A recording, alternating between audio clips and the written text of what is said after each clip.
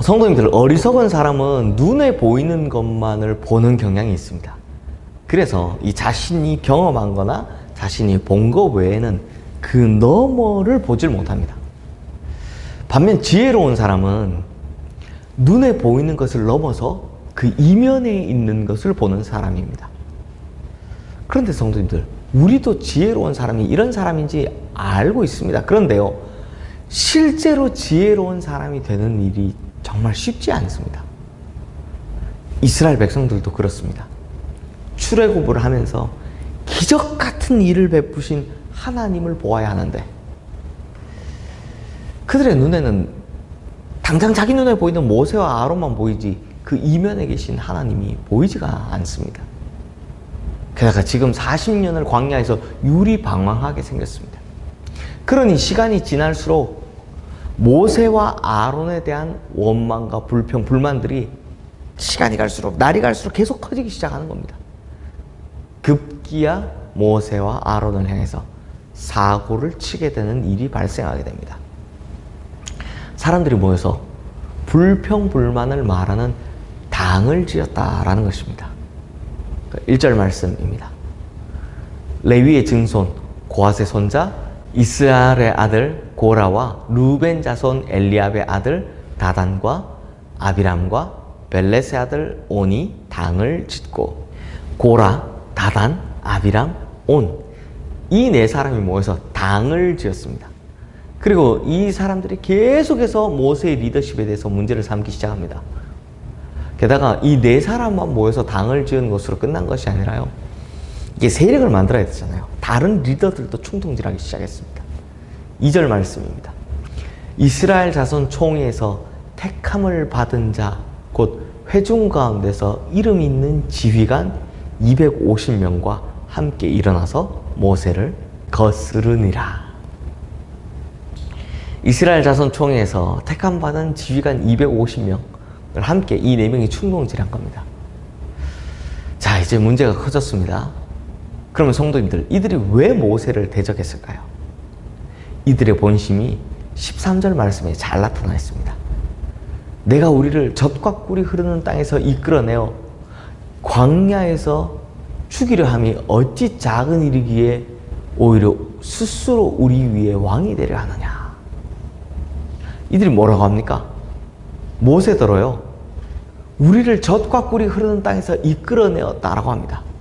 광야에 지금 있게 했다라는 겁니다. 이것만 봐도 문제가 딱 보이지 않습니까?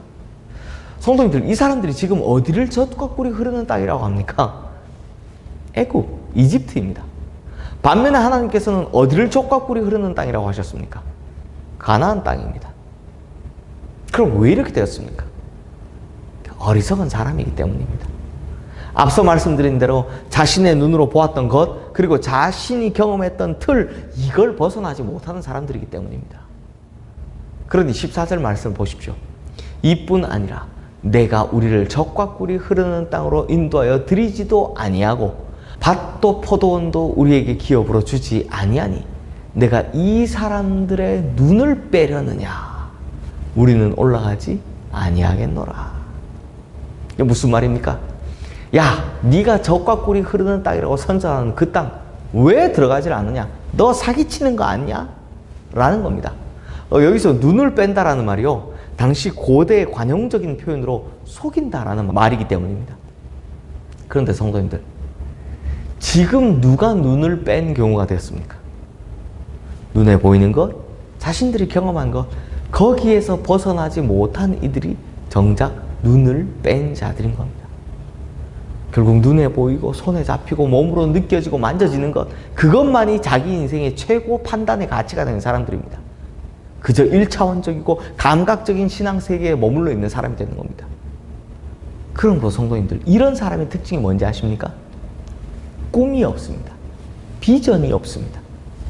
왜냐하면 신앙이 성숙해진다는 것은 우리가 느끼고 보는 것, 그 너머에 계신 하나님을 바라보는 것이기 때문입니다.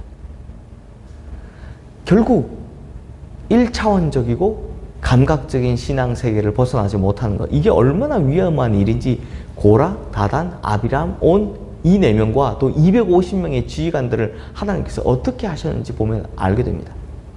32절, 33절 말씀입니다.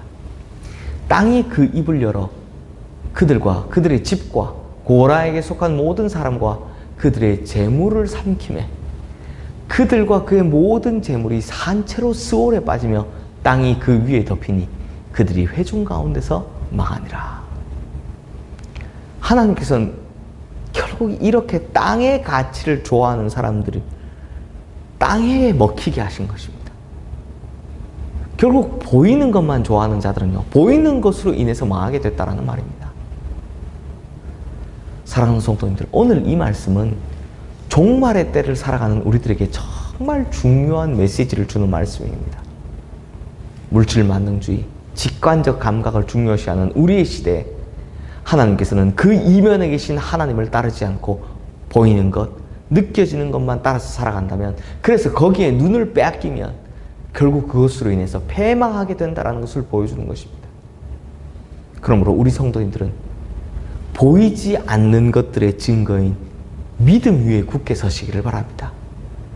믿음 위에 굳게 서서 좌로나 우로나 치우치지 않고 오직 하나님 한 분만 바라보고 붙들어 주님께서 우리에게 주신 비전, 그 약속의 땅을 향해 올곧게 나가시는 우리 성도님들 되시기를 주님의 이름으로 축원합니다.